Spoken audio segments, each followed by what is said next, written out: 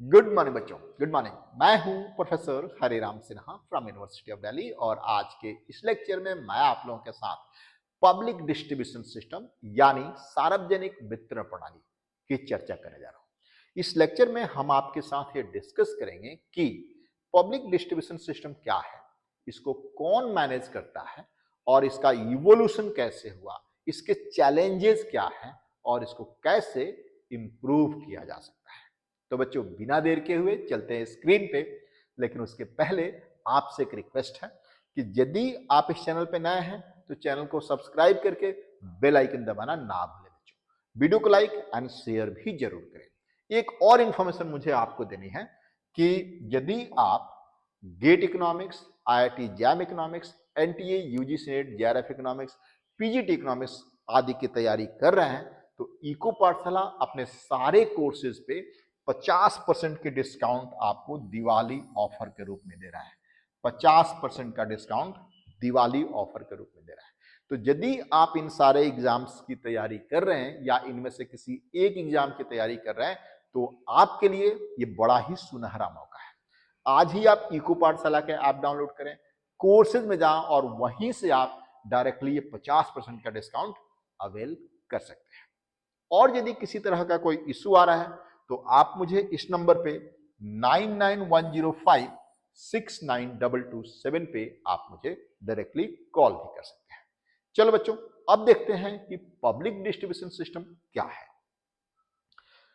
तो बच्चों, public distribution system सरकार का एक प्रोजेक्ट है जिसका मुख्य उद्देश्य, जिसका मेन पर्पज जो है वो है कि गरीब लोगों को या आर्थिक रूप से कमजोर वर्ग के लोगों के लिए फूड ग्रेन्स यानी अनाज और भी बहुत सारी जरूरत की वस्तुओं को रियायती दर यानी सब्सिडाइज रेट पे उपलब्ध कराने की जिम्मेवारी है।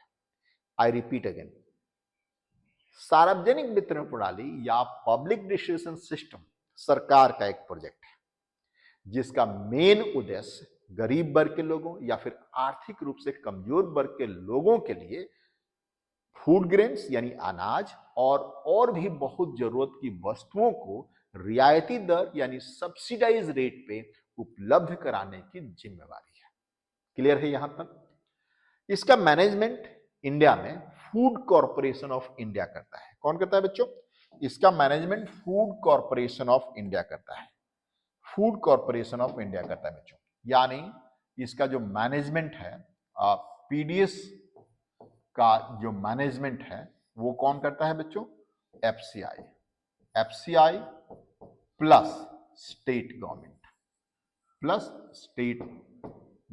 करती है। FCI प्लस स्टेट गवर्नमेंट यानी दोनों, food corporation of India limited and state government. यानी मान लेते हैं कि बिहार में है तो फूड कॉरपोरेशन और बिहार गवर्नमेंट मिलकर के ये काम करती है।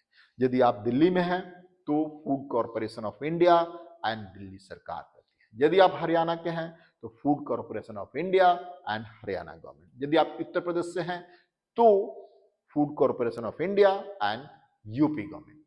मतलब फूड कॉरपोरेशन ऑफ इंडिया तो एक साथ है ही, उसी का मेन काम है।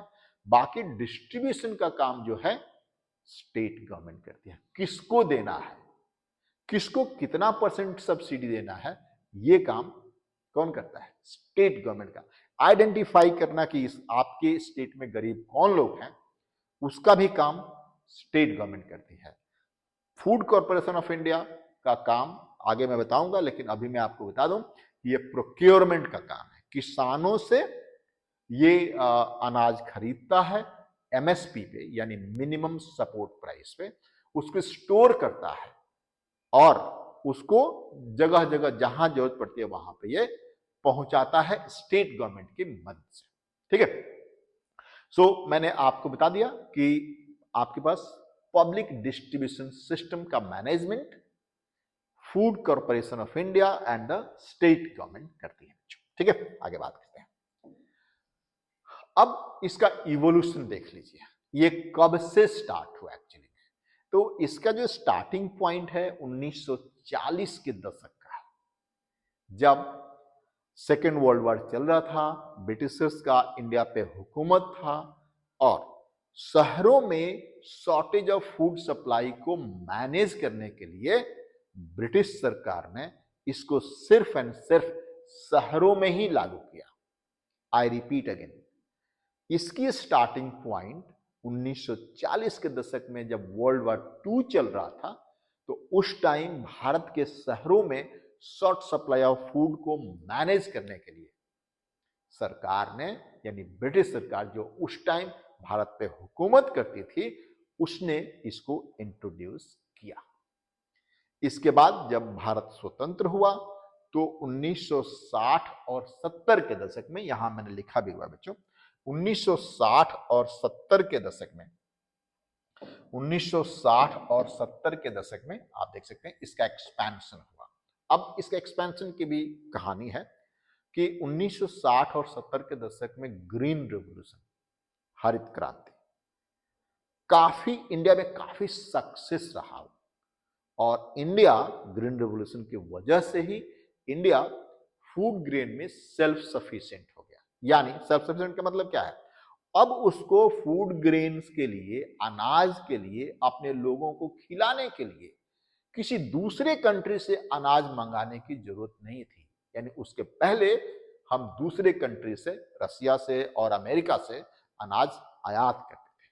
तो 1960 और 70 के दशक में ग्रीन रेवोल्यूशन के सक्सेस होने के वजह से इंडिया फूड ग्रेन में सेल्फ सफिशिएंट बन गया, आत्मनिर्भर बन गया।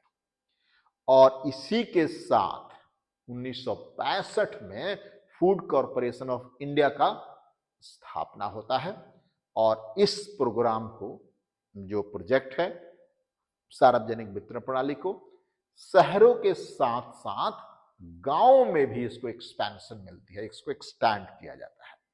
पहले सिर्फ शहरों में था, अब गांवों में भी इसको एक्सटेंड किया गया। गांव में खास करके पहले, सबसे पहले उन जगहों को टारगेट किया गया जहां पे अकाल बार बार पड़ती थी और या फिर बाढ़ बार बार आता था। यानी बहुत इनका फ्रीक्वेंट था अकाल का पड़ना और सूखा पड़ना या फिर बाढ़ का आना, जहां पे बहुत फ्रीक्वेंट था। सबसे पहले वहीं पे इसको लागू किया गया गांव में और फिर यह सार्वभौमिक रूप से सब जगह लागू कर दिया गया। आप देख सकते हैं यहां पे मैंने लिखा भी है। ओरिजिन इसका हुआ 1940 के दशक में, एक्सपेंशन हुआ 1960 और 70 के दशक में ग्रीन रेवोल्यूशन के सक्सेस की वजह से। लेकिन बच्चों यहां पे मैं आपको बता दूं यहां पे कि आप तो जानते हैं हर युग में चोर रहे हैं, हर युग में कालाबाजारी करने वाले लोग रहे हैं, हर युग में करप्ट ऑफिसर्स रहे हैं। तो करप्ट ऑफिसर्स, कालाबाजारी और फेयर प्राइस शॉप के लोग ईमानदार ना होते, नहीं बहुत सारे लोग ईमानदार नहीं थे, हम सबकी बात नहीं कर रहे, कि काफी लोग ईमानदार नहीं थे, तो उसमें ऑफिसर्स, फेयर प्राइस शॉप्स के ऑनर मिलकर के इसको कालाबाजारी कर देते थे। यानी पूरा का पूरा अनाज कालाबाजारी के रूप में मार्केट में बाहर चला जाता यदि सब लोग करप्ट होते तो। शुक्र है सब लोग करप्ट नहीं थे। कुछ फेयर प्राइस शॉप यानी राशन के दुकान के ऑनर भी बड़ी ईमानदार थे, कुछ ऑफिसर्स भी बहुत ईमानदार थे। इसके वजह से एक एस्टिमेट के अनुसार ओनली 40% के आसपास ही गरीबों के पास ये पहुंचता था। आई रिपीट अगेन, ध्यान सुनिए। जिस तरीके से मैंने आप लोगों को अभी बताया कि इंडिया में ग्रीन रिवॉल्यूशन है ना बच्चों, ग्रीन रिवॉल्यूशन की वजह से सेल्फ सफिशिएंट बना, है ना बच्चों, सेल्फ सफिशिएंट बना भारत। क्या हुआ बच्चों, सेल्फ सफिशिएंट बना। सेल्फ सफिशिएंट किस में, फूड ग्रेन्स में। सेल्फ सफिशिएंट बना, सेल्फ सफिशिएंट इन फूड ग्रेन्स, है ना बच्चों, सेल्फ सफिशिएंट इन फूड ग्रेन्स। और फिर 1965 में 1965 में एफसीआई बना बच्चों। 1965 में एफसीआई बना, 1965 में एफसीआई बना और इसको रीवैम्प किया गया, यानी रिवैम्प तो नहीं कहेंगे, इसको एक्सपैंड किया गया शहरों से, शहरों के साथ साथ गांवों में भी। लेकिन जिस तरीके से मैंने आपको बताया कि एक एस्टिमेट के अनुसार ओनली 40% ही फूड ग्रेन्स जरूरतमंद लोगों के पास पहुंचता था, 40% ही फूड ग्रेन जरूरतमंद लोगों के पास पहुंचता था, 60% के आसपास ये काला बाजारी में चला जाता था। यानी ओपन मार्केट में इसको हमारे डीलर्स और ऑफिसर्स मिलकर, कुछ डीलर और कुछ ऑफिसर्स मिलकर के 60% फूड ग्रेन्स ओपन मार्केट में काला बाजारी कर देते थे, है ना। यानी पहले राशन के दुकान पे आता, फिर राशन के दुकान से गरीबों में बांटा जाता, नहीं, माल गोडाउन से माल उठा और फिर काला बाजारी के लिए चला गया, शॉप पे पहुंचा ही नहीं, ये गरीबों को मिला ही नहीं। ठीक है, तो इसको अब थोड़ा कंट्रोल करने के लिए, और इसको हम लीकेजेस कहते हैं। जो मालिक गोडाउन से चला 100 क्विंटल, गरीबों के पास पहुंचा सिर्फ एंड सिर्फ 40 क्विंटल, तो इसको हम कहते हैं लीकेजेस। इस लीकेजेस को कम करने के लिए, इस लीकेजेस को कम करने के लिए सरकार बराबर प्रयास करती रही है, और 1997 में इसको रिवैम्प किया गया, मतलब इसमें सुधार किए गए। 1997 में इसको रिवैम्प किया गया, यानी इसमें सुधार किया गया।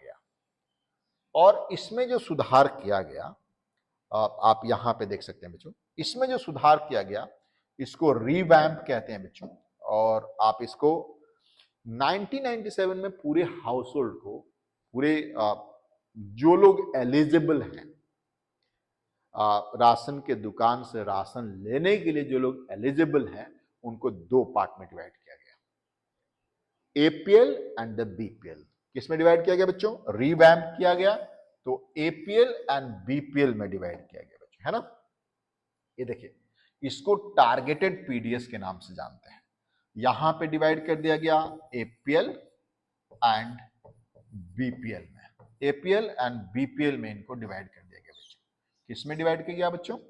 एपीएल एंड बीपीएल में, एपीएल एंड बीपीएल में डिवाइड किया गया। अब देखिए, एपीएल को जो सब्सिडी मिलती थी ना बच्चों, एपीएल को सब्सिडी मिलती थी वो बीपीएल से कम मिलती थी, यानी यहां पे जो सब्सिडी है वो कम है एज कंपेयर टू यहां पे जो सब्सिडी है। मतलब ये कि बीपीएल को सब्सिडी ज्यादा मिलती थी एज कंपेयर टू एपीएल। यहां पे मैं इसको लिख भी देना चाहता हूं, आपके लिए याद भी रहेगा बच्चों। सो सब्सिडी, ये देखिए बच्चों, subsidy for APL is less than subsidy for BPL, है ना। ये आप ध्यान रखिएगा, एपीएल को सब्सिडी जो अबव पॉवर्टी लाइन, दोस्तों सिंपल सी बात है, यदि आप गरीब नहीं हैं तो आपको सब्सिडी दी जा रही है, तो ये तो सरकार की मेहरबानी है, तो आपको कम भी मिलेगा, उससे भी आपको संतोष करना पड़ेगा। वेरएज गरीब लोग जो अपना फूड ग्रेन नहीं खरीद सकते, उनको सब्सिडी ज्यादा मिलनी चाहिए। इसके बाद आता है बच्चों 1997 के बाद एक बहुत बड़ा चेंज हुआ इसमें। 2013 में national food security act introduce किया। उस टाइम डॉक्टर मनमोहन सिंह थे हमारे प्रधानमंत्री, और उस time national food security act introduce किया गया बच्चों। नेशनल फूड सिक्योरिटी एक्ट 2013 में इंट्रोड्यूस किया गया, और इसके अनुसार अब पूरे भारत के 2/3 ऑफ पॉपुलेशन को सब्सिडाइज रेट पे राशन और जरूरत की वस्तुओं को डिस्ट्रीब्यूट करने का प्रावधान था।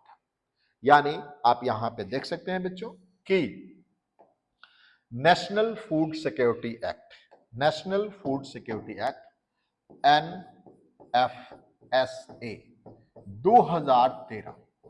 यहां पे इसने ऐसा कहा कि 2/3 of population will get what? Will get subsidized food पे, यानी पूरे भारत के 2/3 पॉपुलेशन को अब सब्सिडाइज रेट पे फूड ग्रेन मिलेगा। यहां पे एक और सुधार हुआ, ये बहुत बड़ा सुधार है बच्चों। यहां पे एक और सुधार हुआ बच्चों, मैं आपको, पहला तो ये था, इसी में जो सुधार हुआ, पहला ये था। दूसरा जो सुधार था, आधार कार्ड को डिजिटलाइज किया गया, मतलब कंप्यूटर बेस्ड बना दिया गया। तो डिजिटाइजिंग आधार कार्ड, यहां पे समझ सकते हैं, digitising Aadhaar card, digitising, sorry, ration card, not Aadhaar card. So digitising ration card, मतलब राशन कार्ड को जिसको दिखा करके आपको राशन मिलती थी, वो उसको अब कंप्यूटराइज किया गया। और इसी एक्ट के अंदर देखिए बहुत सारा क्वेश्चन इससे पूछते हैं बच्चों, इसी एक्ट के अंदर ई पॉज मशीन लगाया गया, यानी पॉइंट ऑफ सेल्स मशीन यहीं पे लगाया गया। सो ई पॉज मशीन लगाया गया यहां पे, है ना बच्चों। इसको थोड़ा सा आप लोग ध्यान रखिएगा, ई पॉज मशीन यहां पे लगाया गया। तो नेशनल फूड सिक्योरिटी एक्ट का 3 फीचर, पहला है कि इसको सार्वभौमिक रूप से कर दिया गया, और 2/3 ऑफ द पॉपुलेशन को डिसीजन लिया गया कि अब 2/3 पॉपुलेशन को राशन सब्सिडाइज रेट पे मिलेगा। दूसरा, राशन कार्ड को डिजिटलाइज किया गया, और तीसरा, ई पॉज मशीन लगाया गया वहां पे पॉइंट ऑफ सेल पे, जैसे कि आप वो कर सकते हैं, ऑनलाइन पेमेंट कर सकते हैं, ठीक है। इसके बाद आया 2015 का साल। 2015 में थोड़ा और सुधार किया गया, और इस बार आधार कार्ड को राशन कार्ड, या राशन कार्ड को आधार कार्ड से जोड़ दिया गया लीकेजेस को कम करने के लिए। यानी पहले क्या होता था कि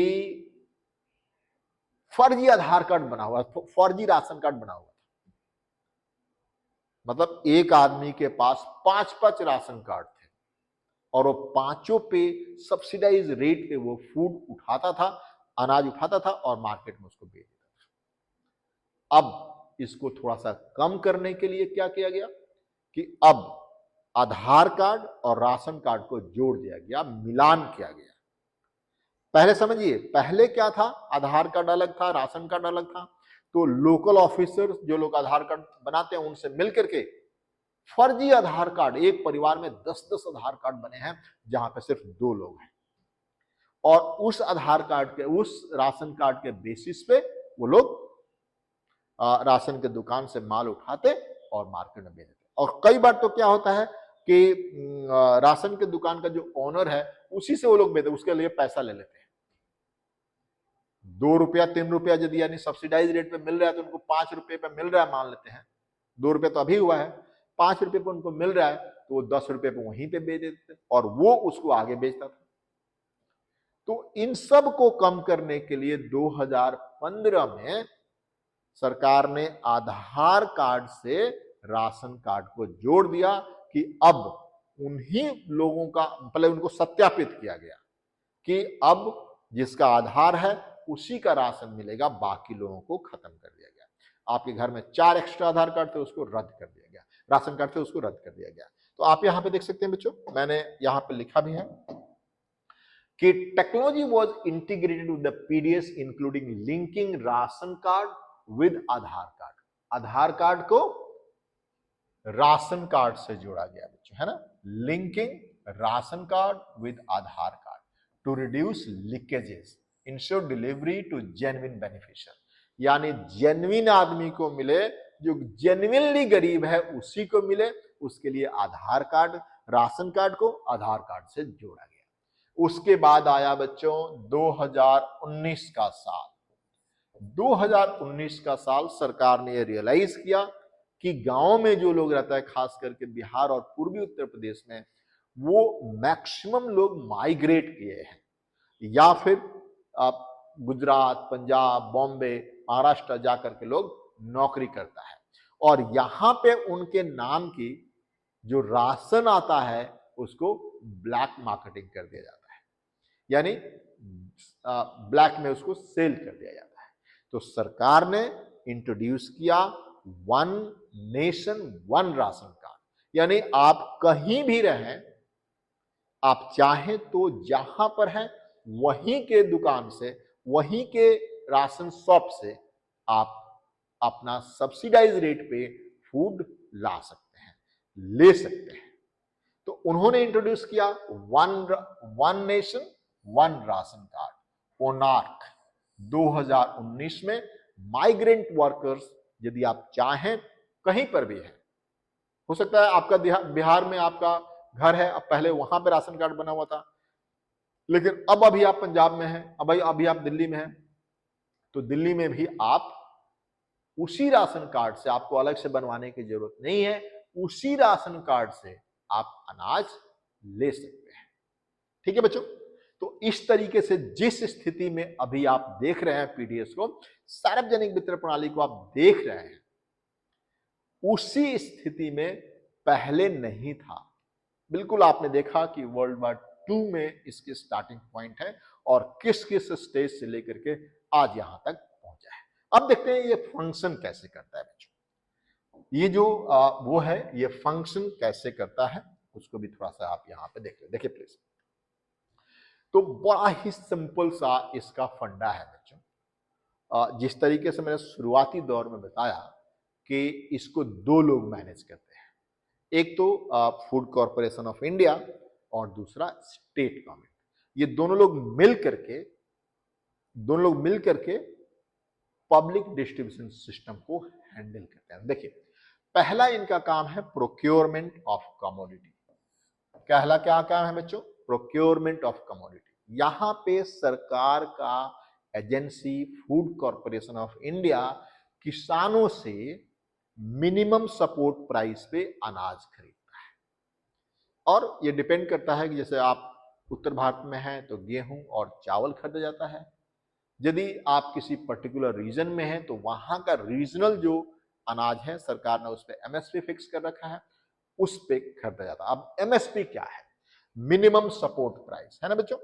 एमएसपी क्या है आपको पता है? MSP minimum support price, basically ये सरकार द्वारा फिक्स्ड एक प्राइस है, हर साल इसका नया फिक्स होता है। सरकार द्वारा फिक्स एक प्राइस है जिसपे फूड कॉरपोरेशन ऑफ इंडिया किसानों से अनाज खरीदती है। अब ये समझिए एक बात को, मिनिमम प्राइस यानी मान लेते हैं ये मिनिमम प्राइस है, यहां पे इसको 40 रुपए कर दिया गया। किसान चाहे तो इसके ऊपर कहीं पर भी मार्केट में अपना बेच सकता है, लेकिन कई बार क्या होता है बच्चों, कई बार क्या होता है मैं आपको बताऊं कि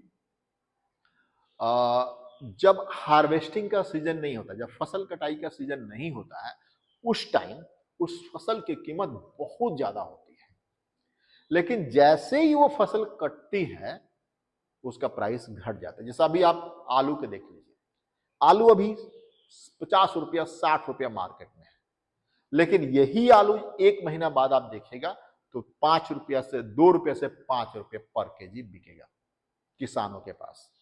वो अलग बात है कि आपके पास आते आते 10 रुपये 15 रुपये हो जाएगा, लेकिन किसानों के पास 2 रुपये से 5 रुपये तक बिकता है।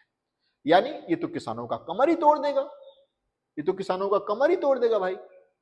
जब वो फसल लगा रहा था उस टाइम वो 50 रुपया 60 रुपया खरीदा, बीज को उसने 50-60 रुपये खरीदा और फिर लगाया, और जब 3 महीना 2 महीना मेहनत करने के बाद उसके पास पैसा कितना आ रहा है?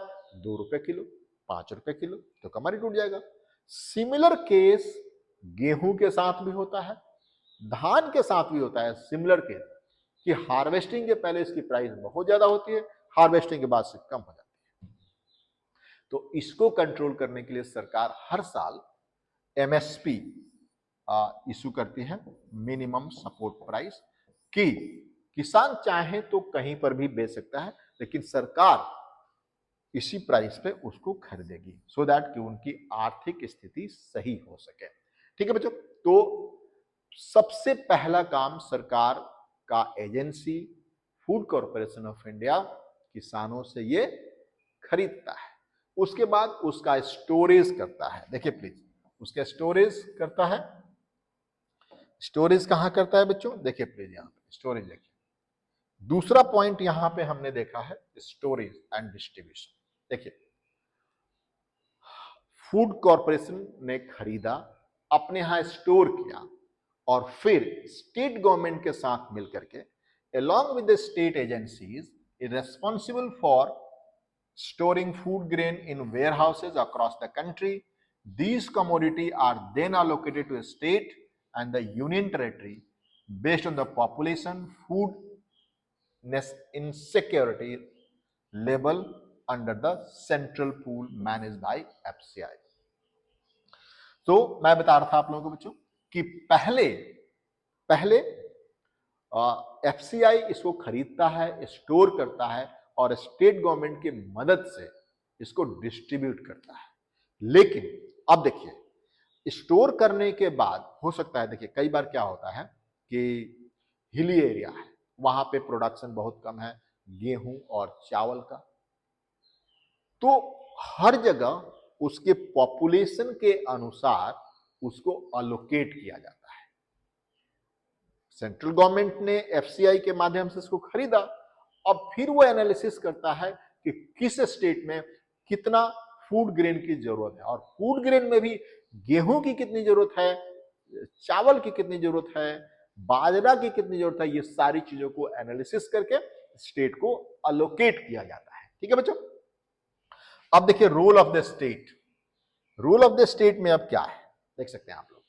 Central government while central government handle procurement and the bulk distribution, state government are responsible for allocating food to fair price shop. अब स्टेट गवर्नमेंट का काम आ गया। सेंट्रल गवर्नमेंट तो कर दिया, खरीद दिया, स्टोर कर दिया, आपको अलोकेट कर दिया। अब स्टेट गवर्नमेंट का काम है कि आपको, यानी स्टेट गवर्नमेंट को अब डिसाइड करना है कि किसको उनको सब्सिडी देने हैं, कौन कौन से लोग उनके यहां राशन शॉप से अनाज लेने के लिए एलिजिबल हैं, कितने इनकम वाले लोग वहां पे राशन शॉप से अनाज ले सकते हैं, ये उनका काम है। और उनको फिर यहां से देख सकते हैं आप तो allocating food to fair price shop. अब स्टेट गवर्नमेंट का काम है कि वो फेयर प्राइस शॉप यानी राशन के दुकान तक पहुंचाता है, और किस एरिया में कितना पहुंचाना है ये स्टेट गवर्नमेंट का काम है।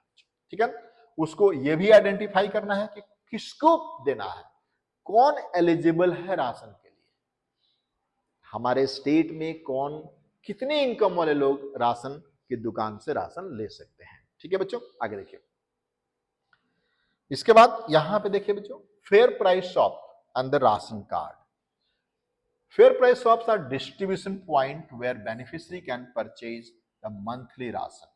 देखिए प्लीज यहां पे, अब यहां पे जो बात आ रही है कि फेयर प्राइस शॉप है क्या, तो बेसिकली एक ये आप कह सकते हैं कि एक दुकान है जहां पे कस्टमर का डायरेक्ट कांटेक्ट होता है या आप फेस टू फेस बात करते हैं। तो एक तरह का एक डिस्ट्रीब्यूशन पॉइंट है जहां से राशन एलिजिबल कैंडिडेट को, जिनके पास राशन का वैलिड राशन कार्ड है, उनको दिया जाता है।